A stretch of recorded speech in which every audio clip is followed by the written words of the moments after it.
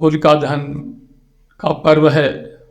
आप सबके मन में इस बात की जिज्ञासा है कि होली का पर्व क्यों मनाया जाता है, कब से मनाया जाता है, इसकी मानव जीवन में क्या महत्ता है।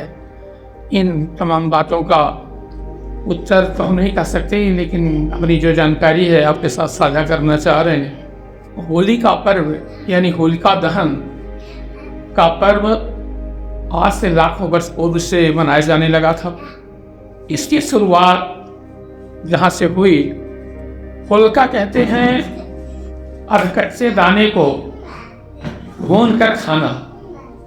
शुरू में गेहूं है, चना है, इस समय पके होते हैं और लोग इन्हें भून कर खाया करते हैं। इनके खाने की बड़ी महत्ता है और कच्चा दाना भून कर खाने से शरीर स्वस्थ रहता है, निरोगी रहता है। यहीं से होलिका की शुरुआत हुई, तब इसे होलिका कहा जाता था। कालांतर में समय बीतता चला गया और एक हिरण्यकश्यप नाम का राक्षस राज का राज्य आया। वह धर्म का इतना विरोधी था, उसने अपने राज्य में ढिंढोरा पिटवा दिया कि जब कोई भी व्यक्ति भगवान विष्णु की साधना आराधना करेगा, हिंदू धर्म का पालन करेगा, यज्ञ करेगा, वेद पुराणों का अध्ययन करेगा, भगवान का भजन करेगा, उसे नाना प्रकार से प्रताड़ित किया जाएगा। फांसी भी दी जा सकती थी, देश निकाला भी होता था। नाना प्रकार के राक्षस राज हिरण्यकश्यप को दंड देता था। उसके राज्य में उससे प्रजा इतनी तरह थी कि जैसा वो कहता था कि मैं ही भगवान हूँ, जिसे पूजा करना है मेरी पूजा करो, मैं ही तो लोग विजयी हूँ। सब डरे हुए थे। उसी की एक बहन थी जिसका नाम था होलिका। होलिका ने ही प्रहलाद को लेकर एक बार आग में बैठी थी और उसको वरदान था होलिका को कि तुम आग में नहीं जलोगी, तो होलिका जल गई थी, प्रहलाद बच गए थे। इसी से इसका नाम होलिका की जगह पर होलिका हो गया और अभ्रस के रूप में अब परिवर्तित होकर नाम होली हो गया। प्रश्न उठता है कि होलिका ने ऐसा कृत्य क्यों किया। हिरण्यकश्यप का भाई हिरण्याक्ष था, वह भगवान विष्णु से युद्ध करते समय मारा गया था। तब से हिरण्यकश्यप ने भगवान विष्णु से बैर ले लिया, उन्हें बड़ा दुश्मन मानने लगा और जो भी उनकी आराधना करने वाले धरती पर मानव या भक्त होते थे, साधु महात्मा हो, उनको त्रासित करने लगा।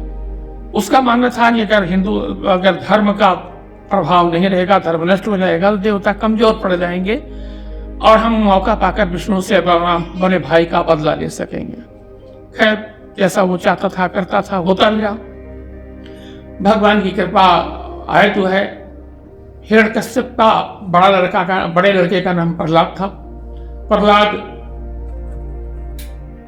बड़े होने के बाद जब अपने गुरुकुल जाने लगे पढ़ने के लिए, दैत्य कुलगुरु महर्षि शुक्राचार्य जी के दो लड़के संड और आमर्क प्रहलाद को पढ़ाने की देखरेख कर रहे थे। एक दिन की बात, प्रहलाद अपने गुरुकुल से घर आ रहे थे तो रास्ते में उन्होंने देखा कि एक कुम्हार अपने आंवले लगाए हुए है घड़े के, जैसा कुम्हार लोग कच्चे मिट्टी घड़ा बनाते हैं और उनको पकाने के लिए आंवा लगाते हैं। तो आंवा में आग धड़क रही थी और वो कुम्हार चारों तरफ फिकमा करते हुए राम राम का जाप कर रहे थे। प्रहलाद को बुरा लगा, डांटते हुए बोला, क्या तुम मेरे पिता के आदेश को नहीं जानते? तुम अपने मृत्यु को क्यों बुलाना चाहते हो? क्यों राम राम कह रहे हो? इसलिए कि भगवान तो मेरे पिताजी है। बड़े दैन्य भाव से, नम्र भाव से उन कुंभकार जी ने कहा, राजकुमार, मुझसे भूल हो गई है, जाने में धोखा हो गया, इसीलिए ऐसा कर रहा हूँ। मैं आपके पिता के आदेश को जानता हूँ, राजा क्या है जानता हूँ, पर जो मेरी समस्या है वो राम राम कहने से हटेगी। उन्होंने पूछा, क्या समस्या है? कुम्हार ने कहा कि धोखे से आंवला लग गया और एक घड़े में दो बिल्ली के बच्चे थे और जल न जाए, इसीलिए मैं राम राम से पढ़ा हूँ। रात को आश्चर्य हुआ, इतनी आग धधक रही है, 24 घंटे से ज्यादा हो गए आंवे को पकते हुए, बिल्ली को ऐसे बच्चे होंगे? कुंभकार ने कहा, जिस बात अवश्य बचे, निश्चित बचे हो, क्योंकि उन कुंभकार जी को भगवान पर दृढ़ भरोसा था। जो सच्चे भक्त होते हैं उनको अपने भगवान पर इसी तरह अटूट भरोसा होता है और होना भी चाहिए। बिन विश्वास भगत नहीं तेह बिन द्रव्य राम, जिसके अंदर विश्वास नहीं होता भगवान की भक्ति कर ही नहीं सकता। तो प्रहलाद जी ने कहा कि ठीक है आमा पे खोलोगे, मैंने बता 2 दिन बाद। कहा आमा हमारे सामने खोलना, हम देखते हैं कैसे बिल्ली के बचे रहेंगे। उनको मकार जी ने उनकी बात स्वीकार कर ली, प्रहलाद जी चले गए। तीसरे दिन जब उन्हें आमा खोलना हुआ, प्रहलाद को बुलाए। प्रहलाद के सामने जब आमा खोला गया तो जब उन्होंने आमे अपने खोले तो देखा कि सारे घड़े विधिवत ढंग से पके हुए हैं, एकदम लाल है पक करके, पर एक घर जिसमें 2 बिल्ली के बच्चे थे पूरा का पूरा जो कच्चा है। इस प्रकार कच्चा है ये लगता है उसमें क्या आँच छू ही न गई हो। जैसे ही प्रहलाद ने देखा दंग रहे बाप रे बाप। उन्हें माना कि मेरे पिता का आदेश, मेरे पिता का हुकूमत सब झूठी है। मान गए कि मेरे पिता भगवान नहीं हो सकते। वे कहते जरूर है कि भगवान है, पर मेरे पिता नहीं, भगवान वो है जिसकी अलौकिक सामर्थ्य है। और उसे समझ में ठान लिया कि दुनिया में सबसे बड़ा सत्य है भगवान, और भगवान की आराधना करना ही जीवन का लक्ष्य है। बस या तो उन्हें सनक चढ़ गई, उन्हें भक्ति का रंग चढ़ गया, उन्हें विश्वास हो गया और वो भी राम राम जपना शुरू कर दिए। दिन रात भगवान के भजन करते, विद्यालय में जाते, जितने गुरुकुल में विद्यार्थी पढ़े सबको बुला कर केवल कहते राष्ट्रीय विद्या मत पढ़ो, केवल राम राम कहो। भगवान बहुत बड़ी शक्ति है, उसकी शक्ति असीम है, देह सब भांति अलौकिक करनी, उसकी सीमा वह आदि है, अनादि है, कब से है कब तक रहेगा, उसकी कीर्ति सामर्थ्य दुनिया में कोई नहीं जान सकता। हमारे पिता जो कहते हैं वे अहंकार बस कहते हैं, गलत कहते हैं। इस तरह से उनका अपना एक अलग प्रारूप हो गया, एक अलग पठन पाठन हो गया। तब शुक्राचार्य महाराज जी के जो 2 पुत्र थे संड और अमर, जो उनको प्रहलाद को पढ़ाने की जिम्मेदारी लिए थे, उन्होंने बहुत समझाया प्रहलाद जी को। प्रहलाद जी पर अपने उन गुरुओं का कोई असर नहीं पड़ा। तब वे दुखी होकर के संडामर के हिरण्यकश्यप से बोले कि आपका राजकुमार तो मेरी पढ़ाई विद्या को पढ़ने वाले नहीं है, ये अपनी अलग ही पढ़ाई पढ़ते हैं। हिरण्यकश्यप ने अपने बालक को, प्यारे पुत्र को बहुत समझाया कि बेटा तुम मेरे दुश्मन की भक्ति करना छोड़ दो, मेरे राज्य में तुम्हारे अलावा कोई वैष्णव की भक्ति नहीं करता, तुम मेरे शत्रु को बल प्रदान कर रहे हो, प्रोत्साहित कर रहे हो, ऐसा न करो। राज हिरण्यकश्यप की जितनी बुद्धि चली थी, सामर्थ्य उसने पूरा चलाया, लेकिन प्रहलाद पर कोई असर नहीं हुआ। प्रहलाद कहते थे, यही बात दोहराते थे, पिताजी आप में और भगवान में बहुत बड़ा अंतर है। आप तो भगवान के कण के बराबर, धूल के कण के बराबर भी औकात नहीं रखते, आप झूठा ढिंढोरा पीटते हैं कि मैं भगवान। इस पर हिरण्यकश्यप को बहुत बुरा लगता, बहुत गुस्सा लगता, और जब इतना गुस्से में आ गया कि उन्हें जलालू को आदेश दे दिया, इस नीच लड़के को ले जाकर के पहाड़ पर से गिरा दो, मर जाए।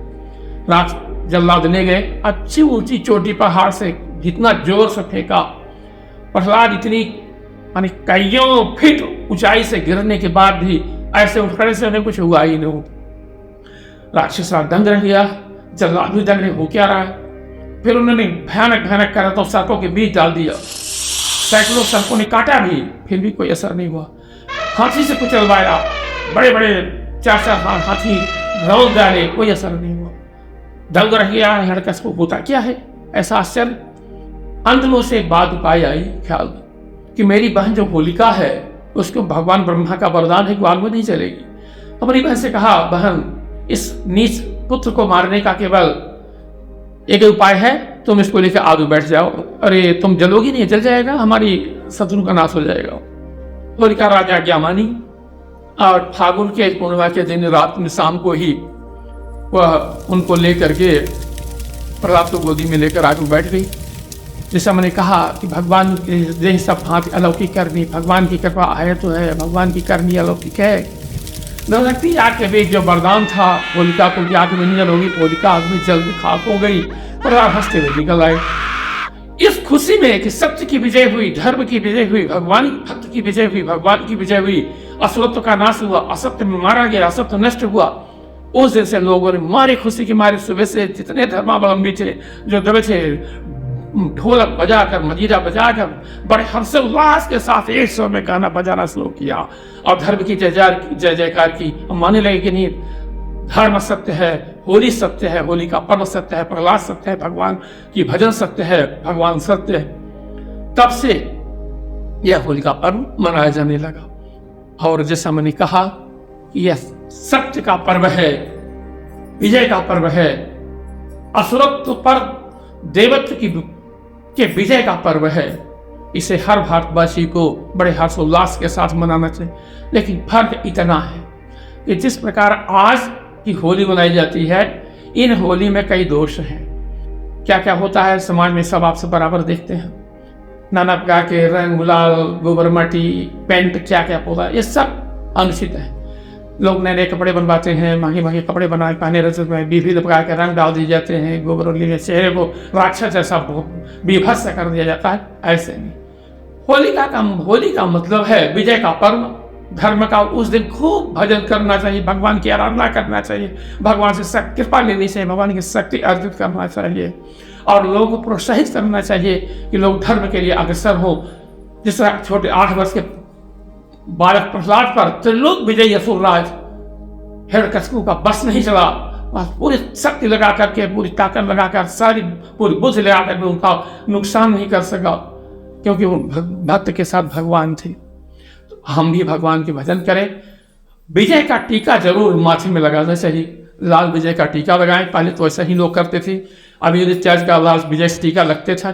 लेकिन कालांतर में विशेष रूप से 100-200 वर्ष से 200 से नहीं बल्कि 100 वर्ष के आसपास से ही अब होली का रंग या स्वरूप बिगड़ गया है, जिसमें सुधार की जरूरत है। न अश्लील गीत गाएं, न अश्लीलता परोसें, न विभिन्न प्रकार के रंग गुलाल जो आजकल चल रहा है, ये सब अनुचित है, पूर्ण रूप में अनुचित है। हमें विजय का टीका लगाते हुए भगवान का भजन करना चाहिए और जितना अधिक हो सके हम खुद भजन गाएं, उत्साह मनाएं, पूरी पकवान बनाए खाएं और लोगों को उत्साहित करें। यही होली की महत्ता है, यही होली का पर्व है। परम पूज्य गुरुदेव भगवान की जय। जगत जननी जगन्माता की।